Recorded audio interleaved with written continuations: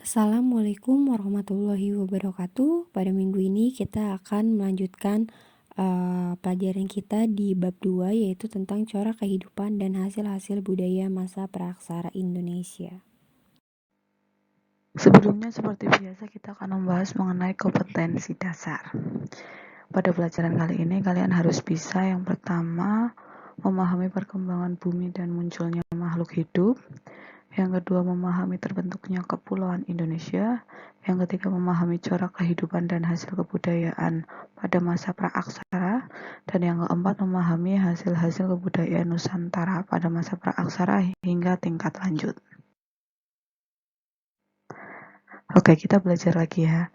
Jadi nanti setelah ini Ibu ingin kalian tahu alat seperti ini itu namanya apa? Ini adalah kapak genggam. Kapak genggam fungsinya untuk apa? Untuk memotong. Terus kalau yang ini lebih kecil lagi ya. Ini namanya flex. Flex itu fungsinya untuk mengupas makanan. Jadi hampir sama. Oke. Sebelumnya kita akan membahas mengenai perkembangan bumi dan munculnya makhluk hidup. Jadi asal-usul bumi itu ada sebuah teori yang menyebutkan yang dikenal dengan namanya teori Big Bang. Teori Big Bang ini menyebutkan bahwa bumi terjadi karena adanya ledakan yang besar atau ledakan tunggal yang melontarkan materi dalam jumlah sangat besar ke segala penjuru alam semesta. Kemudian materi-materi yang meledak tadi membentuk seperti bintang, planet, debu kosmis, asteroid, meteor, energi dan partikel lainnya hingga membentuk bumi.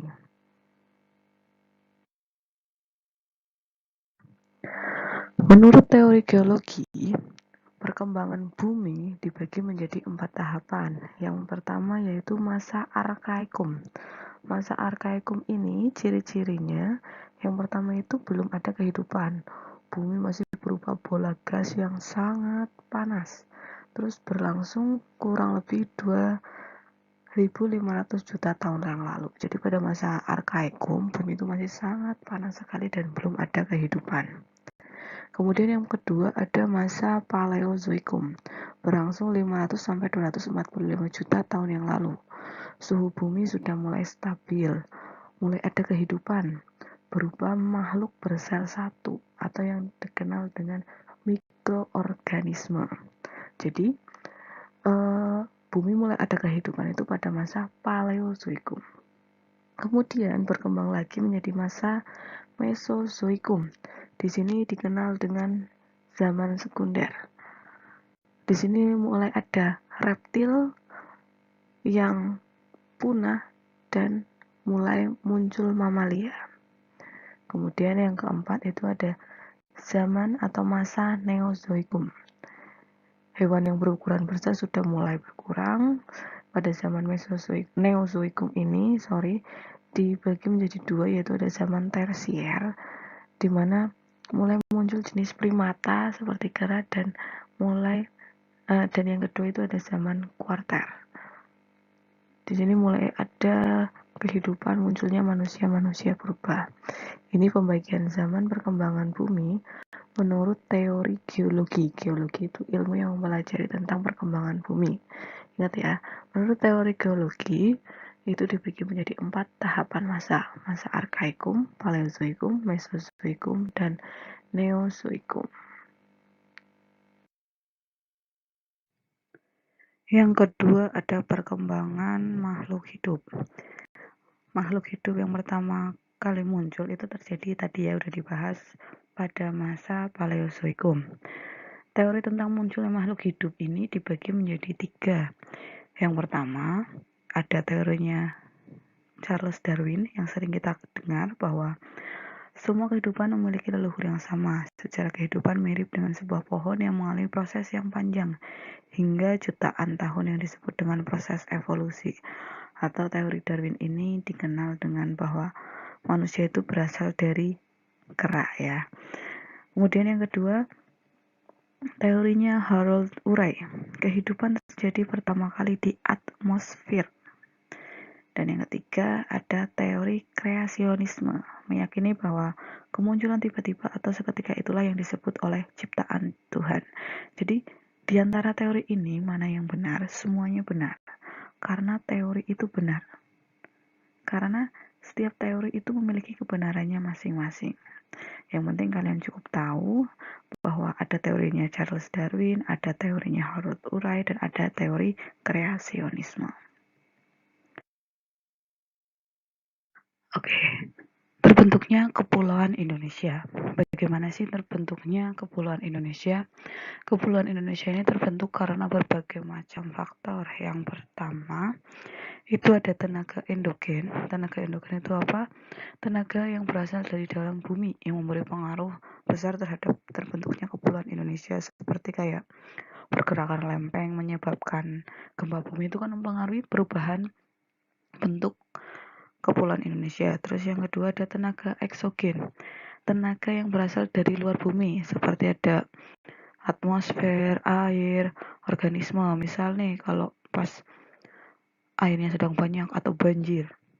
Banjir yang sangat besar itu bisa merubah bentuk muka bumi. Terus yang ketiga ada perubahan iklim. Musim kering terus itu kan bisa mengubah bentuk muka bumi yang tadinya tanahnya subur jadi tandus. Kemudian kemudian muncul lagi musim hujan yang tadinya tanahnya tandus menjadi subur. Terus yang keempat ada letusan gunung api. Jelas sekali ya, misal terjadi letusan di suatu tempat. Setelah gunung itu meletus, biasanya tempat di sekitarnya itu akan berubah. Entah menjadi lahar, entah menjadi sungai, entah menjadi daerah yang subur. Begitu. Jadi, keempat faktor tersebut merupakan faktor yang menyebabkan perubahan bentuk muka bumi. Ada tenaga eksogen, endogen, perubahan iklim, dan letusan gunung api. Dari tadi kita sudah membahas mengenai terbentuknya muka bumi dan lainnya. Sekarang kita akan membahas tentang pengertian praaksara atau prasejarah. Pra itu belum, aksara itu tulisan. Jadi praaksara itu zaman sebelum mengenal tulisan.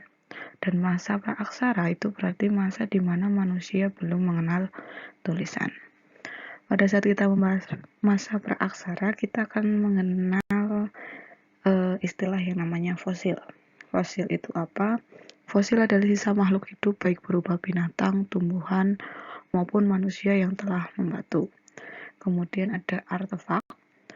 Artefak itu alat-alat yang dipergunakan oleh manusia purba, dan ada manusia purba itu sendiri, yang merupakan manusia yang hidup pada masa prasejarah. Jadi manusia purba memiliki alat-alat yang membantu hidupnya, itu namanya artefak, dan setelah meninggal itu menjadi fosil. Ternyata manusia purba ini terbagi ke dalam 3 jenis ya di Indonesia. Yang pertama itu ada Meganthropus paleojavanicus, ditemukan oleh von Koenigswald di Sangiran sekitar tahun 1936 sampai 1941.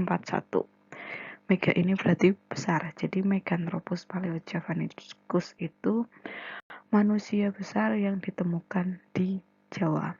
Ciri-ciri Meganthropus itu yang pertama memiliki tulang pipi yang tebal, otot kunyah yang kuat, tonjolan kening yang mencolok, tonjolan belakang yang tajam, tidak memiliki dagu, memiliki perawakan yang tegap, dan memakan jenis tumbuhan.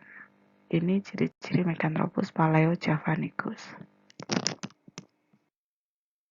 Jenis manusia purba yang kedua ada Pithecanthropus erectus, manusia kera yang berjalan tegak. Ditemukan oleh Eugene Du Bois di Trinil tahun 1891. Ciri-cirinya tinggi badan 150 sampai 180, alat pengunyah tidak sekuat Meganthropus, geraham besar, dagu belum ada, hidung lebar, dan otak berkisar antara 750 sampai 1300. Jadi Pithecanthropus erectus ini salah satu jenis manusia yang sudah bisa berjalan tegak. Yang ketiga ada jenis manusia Homo. Homo ini terbagi menjadi 3, yaitu ada Homo soloensis, berarti ditemukan di Solo, Homo wajakensis, manusia yang berasal dari Wajak, dan Homo sapiens, atau di sini lebih dikenal dengan manusia yang cerdas. Homo ini memiliki tingkat kemampuan yang lebih tinggi dibandingkan dengan Pithecanthropus erectus dan Meganthropus. Mengapa? Kita lihat dengan ciri-cirinya. Volume otak itu jelas lebih besar, tinggi badannya 130-210, otot tengkuk mengalami penyusutan, alat kunyah dan gigi mengalami penyusutan, muka tidak menonjol ke depan, berdiri dan berjalan tegak, berdagu dan tulang rahangnya biasa, tidak sangat kuat. Jadi, jenis manusia yang purba yang terbaik itu adalah jenis Homo. Selanjutnya ada pembagian zaman praaksara menurut ilmu arkeologi. Kalau tadi secara geologi, sekarang menurut ilmu arkeologi atau ilmu makhluk hidup. Yang pertama, itu ada zaman batu tua yang dikenal dengan Paleolitikum. Pada zaman ini terbagi menjadi kebudayaan Pacitan dan kebudayaan Ngandong. Kemudian yang kedua ada zaman batu tengah yang dikenal sebutan dengan Mesolitikum. Yang ketiga zaman batu muda atau Neolitikum. Yang keempat zaman batu besar Megalitikum. Dan yang kelima itu ada zaman logam atau perundagian yang dibagi menjadi zaman perunggu dan zaman besi. Setelah ini akan kita bahas satu persatu, dan nantinya yang akan menjadi tugas kalian adalah mencari hasil kebudayaan dari masing-masing zaman, kemudian kalian tuliskan di buku tulis atau diketik. Tapi itu tugasnya nanti akan dijelaskan lagi. Yang pertama, zaman batu tua atau disebut dengan zaman Paleolitikum. Ini merupakan zaman yang tertua, di mana di sini manusia purba itu belum memiliki kepercayaan, mereka belum mengenal yang namanya agama, kehidupannya masih food gathering atau berpindah-pindah, hidup dalam kelompok kecil, jadi tidak menetap. Mereka biasanya tinggal di dekat sungai, karena sungai itu sebagai sumber kehidupan. Terus hasil kebudayaannya itu ada kapak perimbas, alat serpi, dan alat tulang. Jadi ciri-ciri masyarakat Paleolitikum ini masih berpindah-pindah mendekati sumber kehidupannya. Masuk ke zaman yang kedua yang dikenal dengan sebutan zaman batu tengah atau Mesolitikum. Pada zaman ini manusia purba sudah mengenal kepercayaan animisme dinamisme.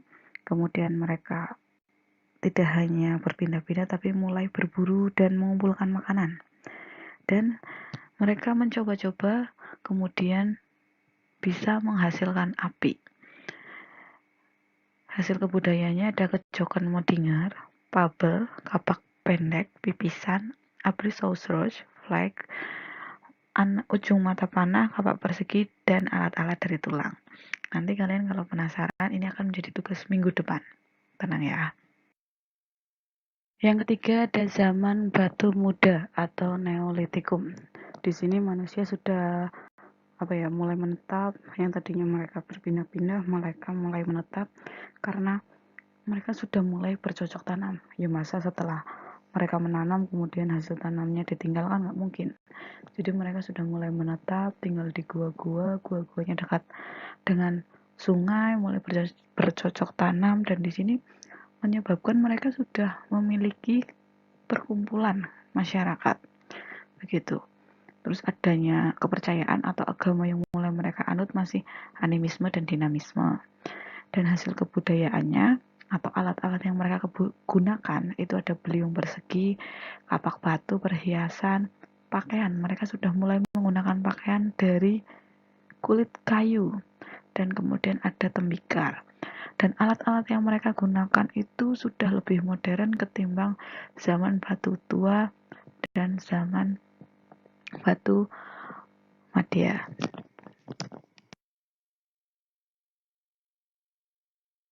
Zaman yang keempat atau zaman batu besar yang dikenal dengan sebutan Megalitikum. Di sini mereka sudah benar-benar food producing atau sudah tidak berpindah-pindah lagi. Alat yang digunakan juga terbuat dari batu-batu besar seperti di gambar di samping itu ada menhir, ada dolmen yang fungsinya itu sebagai tempat pemakaman atau sebagai alat perlindungan.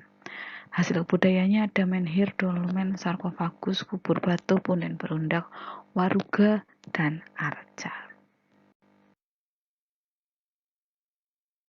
Yang kelima itu ada zaman logam atau yang sering dikenal dengan sebutan zaman perundagian. Di sini sudah mengenal animisme, dinamisme, dan sudah mengenal adanya sistem pernikahan dan ada kehidupan sosial ekonominya, itu mereka sudah bisa membuat alat-alat yang berbahan dasar logam. Kalau di umat zaman yang lalu kan mereka masih menggunakan alat-alatnya itu dari zaman masih membuat alatnya itu terbuat dari bahan batu. Tapi kalau di zaman logam ini mereka menggunakan alat yang dari perunggu seperti kapak corong, nekara perunggu, bejana perunggu, dan arca, dan sudah mulai menggunakan besi seperti mata kapak, mata pisau, mata pedang, dan cangkul. Oke, sekian pelajaran sejarah bab 2 tentang masa praaksara kali ini.